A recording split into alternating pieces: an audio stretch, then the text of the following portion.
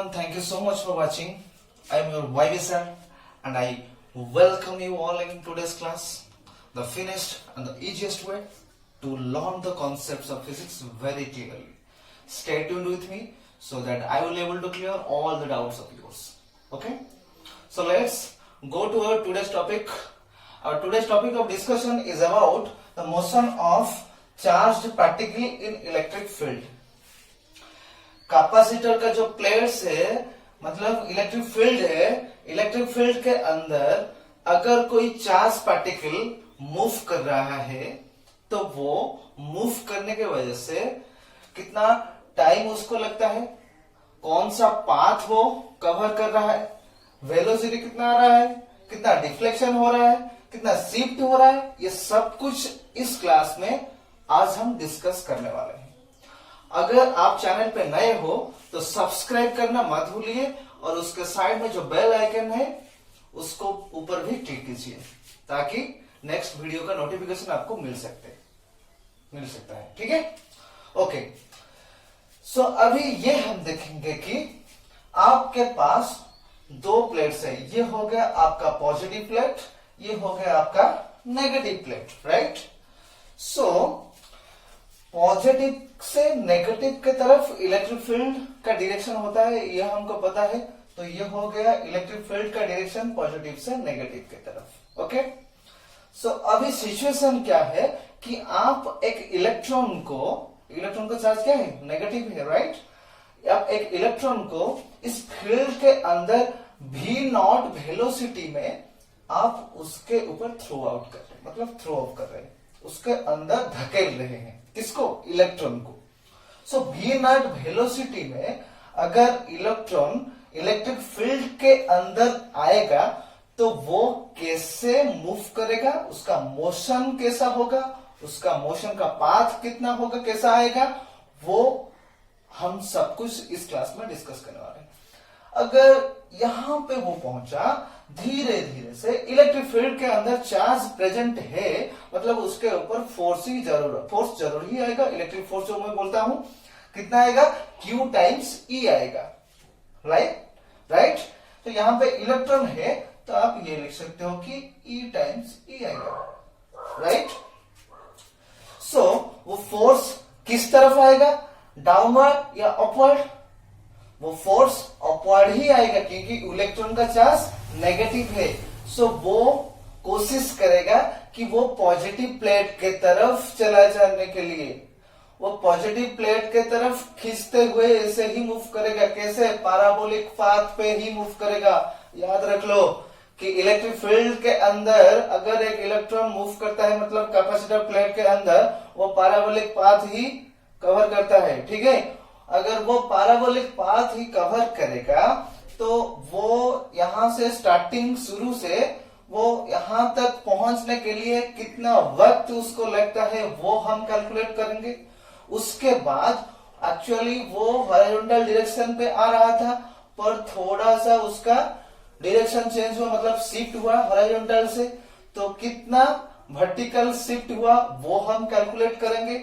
उसके बाद वो x डायरेक्शन पे जो उसका मोशन होने से जो वेलोसिटी आएगा, वेलोसिटी का x कंपोनेंट कितना आएगा, वेलोसिटी का y कंपोनेंट कितना आएगा, वो भी हम कैलकुलेट करेंगे। एंड कितना डिफ्लेक्ट हुआ, एंगल ऑफ डिफ्लेक्शन, वो भी हम कैलकुलेट करने वाले हैं। अच्छे से वीडियो को देखते रहिए ताकि मैं अच्छे से आपको समझा सकूं। ठीक है, सो हम क्या करेंगे कि अभी दोनों पार्ट में डिवाइड करेंगे कि यहां पे सपोज आप x कंपोनेंट लोगे और इस तरफ आप y कंपोनेंट लिखोगे। सभी का मतलब डिस्टेंस, डिस्प्लेसमेंट, वेलोसिटी, ये सभी का x कंपोनेंट y कंपोनेंट अब हम अच्छे से समझने वाले हैं। ठीक है, सो पहले ये जब फील्ड के अंदर आने के लिए कोशिश करेगा तो यहां पे पहुंचने से पहले यहां पे उसका x कंपोनेंट का वेलोसिटी क्या होगा, x कंपोनेंट मतलब इनिशियल वेलोसिटी जो होगा, इनिशियल वेलोसिटी, यहाँ पे इनिशियल वेलोसिटी x कंपोनेंट का कितना आएगा, ये हम लिख सकते हैं कि ux विल बी v0 आपका आ जाएगा। क्योंकि यहाँ पे आपका वेलोसिटी का y कंपोनेंट नहीं है। इनिशियल में, मोशन शुरू होने से पहले इनिशियल में आपका वेलोसिटी का कोई भी कंपोनेंट नहीं है। x कंपोनेंट x कंपोनेंट है बट y कंपोनेंट 0 है। सो हम इस तरफ लिखेंगे कि initial velocity of y component is 0। हो गया, v नॉट x डायरेक्शन पे जा रहा है। ओके, सो एक्सीलरेशन कितना आएगा? एक्सीलरेशन x में कितना एक्सीलरेशन आएगा? पहले एक्चुअली एक्सीलरेशन यहाँ पे किस तरफ आ रहा है? y डायरेक्शन पे आ रहा है, क्योंकि इसके ऊपर एक्सीलरेशन कब आएगा? जब फोर्स ही आएगा। सो फोर्स यहाँ पे किस तरफ आ रहा है? y डायरेक्शन पे ऊपर की तरफ आ रहा है। सो y डायरेक्शन पे फोर्स आ रहा है तो y डायरेक्शन पे एक्सीलरेशन ही आएगा। सो x डायरेक्शन में एक्सीलरेशन कितना आएगा? x डायरेक्शन में एक्सीलरेशन आपका 0 ही आएगा, ठीक है। और y डायरेक्शन पे कितना आएगा? y डायरेक्शन पे कितना आएगा? हमको पता है कि A इक्वल टू F/m, यहाँ पे इलेक्ट्रिक फोर्स E है, डिवाइडेड बाय m, इतना ही आएगा y component of acceleration. Ay कितना आएगा? E divided by m। Complete हो गया। उसके बाद हम देखेंगे कि उसका जो डिस्टेंस है वो कितना है। ये सपोज आप मान लो कि यहां से यहां तक ये है आपका x, ठीक है। सो x डायरेक्शन में, हॉरिजॉन्टल डायरेक्शन पे डिस्टेंस कितना आ रहा है? sx कितना है? हम लिख सकते हैं कि x आएगा। और वर्टिकल पे कितना आ रहा है? वर्टिकल पे आप ये लिख सकते हो कि sy आपका y ही आएगा, ठीक है। ये हो गया डिस्प्लेसमेंट। ओके, अभी हम देखेंगे कि वो टाइम उसको कितना लगेगा, इलेक्ट्रॉन को कितना टाइम लगेगा ये पाथ कवर अप करने के लिए। सो टाइम निकालने के लिए आप काइनेमेटिक्स का जो सेकंड इक्वेशन है वो आप यूज कर सकते हो कि S will be equal to ut plus half a t square। So sx, यहाँ पे x लगा लोगे, यहाँ पे भी x लगा लिया, ठीक है। तो देख लो यहाँ पे ये सेकेंड टर्म जो है एक्सीलरेशन 0 है x कंपोनेंट का। सो ये टोटल टर्म 0 आ जाएगा। सो आपके पास सिर्फ बच जाएगा sx equal to ux into T. ux आप यहाँ पे कितना है? v not. सो यहाँ से आप ये लिख सकते हो कि t आपका कितना आ जाएगा? t आपका आ जाएगा sx by ux, sx by ux, जो कि आप ये लिख सकते हो कि t will be equal to sx is x, so x by v naught आपका आ जाएगा टाइम। वो पैराबोलिक पाथ कवर करने के लिए उसको x by we naught time लगेगा। कंप्लीट हो गया, अच्छे से देख लो। ओके, नेक्स्ट अभी हम ये y कितना आएगा वो अभी हम कैलकुलेट करने वाले हैं। अब इस तरफ ही लिखना, यहाँ पे प्लेस नहीं है, मैं इस तरफ लिख रहा हूं कि y इसके नीचे ही लिखना। ओके, सो यहाँ पे भी सेकंड इक्वेशन आप अप्लाई करोगे, s equal to ut plus half A T square, ये ही यूज करोगे। एस वाई, यहाँ पे यू वाई लिख सकते हो कि ए वाई भी लिख सकते हो, ठीक है। कंप्लीट हो गया। उसके बाद क्या करोगे? ये जो यू वाई है, वाई कंपोनेंट का कितना है? 0। सो ये फर्स्ट पार्ट टर्म 0 ही आ जाएगा आपका। एस वाई कितना है? y। सो आपके पास चला आया y इक्वल टू हाफ रह गया। ए वाई कितना है? E divided by m, e divided by m, okay, into t कितना है? x by we naught. तो टी आप ये लिख सकते हो कि x divided by we naught whole square. ये आपका जो शिफ्ट होगा, वर्टिकल में जो शिफ्ट होगा, इसका एक्सप्रेशन इतना ही आ जाएगा आपका। कंप्लीट हो गया, कंप्लीट हो गया ना। उसके बाद हम वेलोसिटी के बारे में बताएंगे कि वेलोसिटी भैया कितना आएगा। वेलोसिटी के लिए आप इक्वेशन ऑफ काइनेमेटिक्स का जो फर्स्ट इक्वेशन है वो आप यूज कर सकते हो कि ux equal to v plus sorry actually v equal to U plus A T. ये इक्वेशन आप यूज कर सकते हो। x कंपोनेंट यहाँ पे x, यहाँ पे भी x आ जाएगा, ठीक है। सो यहाँ पे x कंपोनेंट ax का कितना है? 0 है। सो ये सेकंड टर्म 0 हो जाएगा। उस हिसाब से आप क्या लिख सकते हो कि Vx will be equal to Ux and Ux is V0।